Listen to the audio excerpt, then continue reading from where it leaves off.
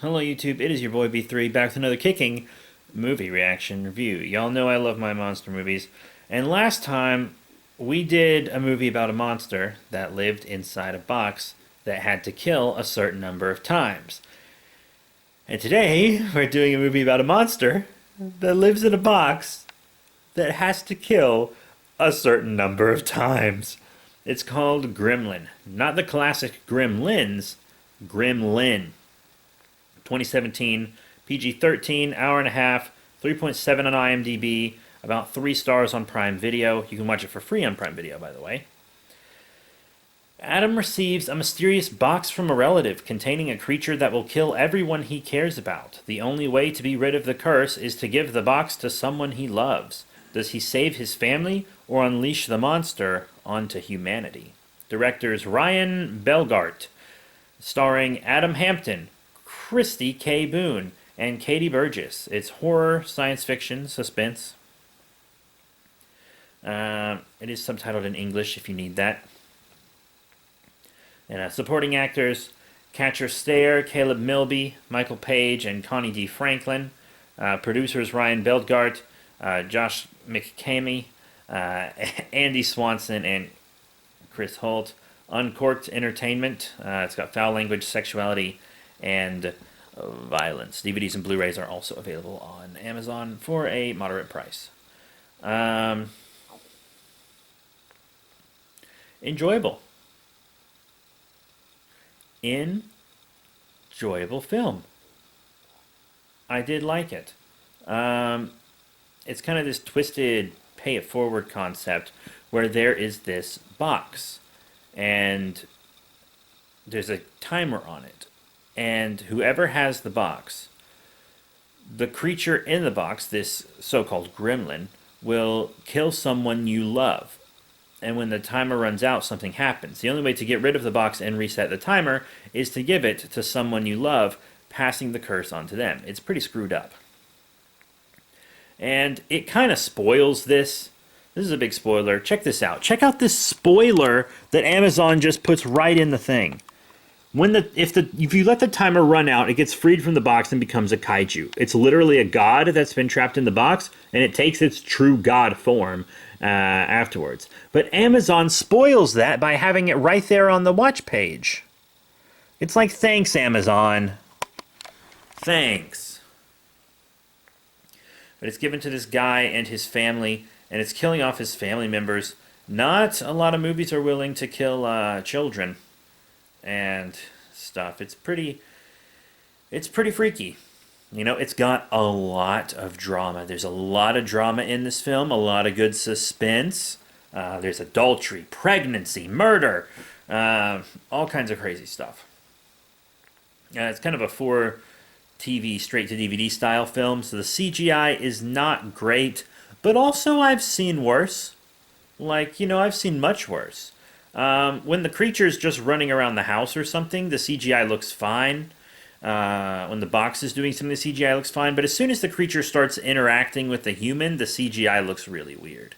Like, there's this one scene where a guy's wearing like a football helmet, and the creature jumps on the visor, and it looks terrible. It looks awful. Just bad. So when the creature's like touching someone, it's pretty garbage. But when the creature is just kind of running around the house, it looks totally fine. The acting in the film is okay. Like, I've seen better, but it's okay. I think, okay, so the daughter in this film is pregnant, right? The daughter's pregnant. And she is killed by a stab to the tummy, which, of course, you're supposed to be like, oh, it stabbed the baby, or something like that.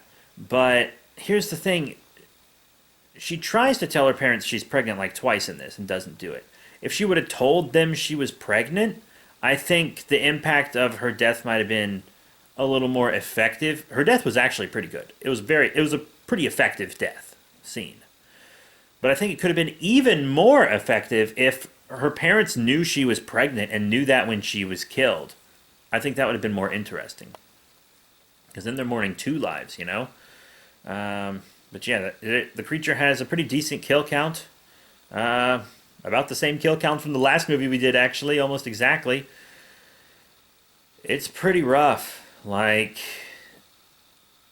this family had it rough. And I thought for, like, so if I didn't have this spoiler throughout the film, I would have been like, he's going to prison. And the film actually tries hard to make you think that, like, he's going to get blamed for all these crimes. But then the monster grows giant, and a lot of people in town probably see it because they have neighbors, and, like, all these cops see the monster, and it's like, hey, so I guess they're off the hook because the monster is clearly visible. If any of the cops are wearing body cams, it's on body cam footage. Police car cameras might have caught it. Like, I feel like he gets off scot-free, but he shouldn't get off scot-free because, one, he covered up the deaths, and two, he buried his daughter and her boyfriend in the woods. It made his son watch. He didn't make his son watch, but his son did watch. It was entertaining. If you're a big monster movie fan, I think you'll enjoy it. The Gremlin itself looks a lot like Cloverfield without eyes, like an eyeless Cloverfield. I actually really like eyeless creatures, but this creature's design didn't impress me, but it also is a far reach from what gremlins are considered to look like, so that's good. It doesn't look anything like what you would consider a gremlin look like, but the creature doesn't actually feel like a gremlin. That's the only actually complaint that I have. And it's kind of a minor complaint, but it's not a gremlin. Because if I made a movie about a gremlin killing people, I wouldn't have the gremlin directly kill people, really. Because gremlins, gremlins were made up by, like, the British Air Force to explain, like, planes not working and stuff. Like, that legend can be traced back to its roots, to, like, World War II. But you see, gremlins were kind of known for messing with electronics, and then you'd, like, try to use the electronic, and you'd, like, be electrocuted, or something like that. I think you could have had some really creative kills if the creature, like, messed with electronics, and then, like, things in the house would, like, kill people in different ways. And the gremlin would, like, follow the family around because they're cursed, afflicted with a gremlin. But, so, like, it's a neat monster, but it's not a gremlin. They call it a gremlin once, and someone who doesn't even really know the lore calls it a gremlin. And then there's they call her the G word, but a Romani woman, you're not supposed to say the GY word, a Romani woman, tells the legend of it, but she doesn't even believe it, and it's like her job is the occult stuff. So,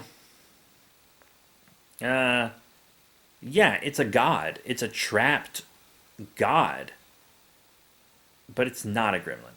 So if you're, like, a big fan of gremlins and you're expecting a, like, honest to lore gremlin, you're not going to get that. That being said, it's a fun monster movie, you know? It's not, I don't think it's as good as the last one we did.